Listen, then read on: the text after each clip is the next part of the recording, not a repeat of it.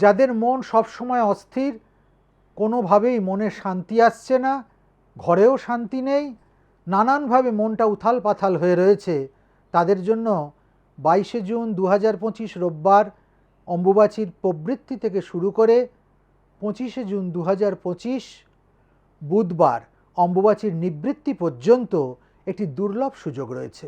আপনি ঘরে বিউলির ডাল দিয়ে খিচুড়ি প্রস্তুত করুন, আর তার সঙ্গে বেসনের কোনো তরকারি তৈরি করুন।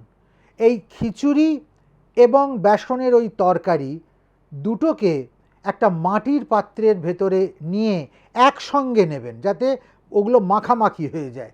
নিয়ে কোনো কালো কুকুরকে, কিংবা কালো কুকুর না পাওয়া গেলে যে কোনো রাস্তার কুকুরকে, পোষা কুকুর নয়, রাস্তার কুকুরকে খাইয়ে দিন।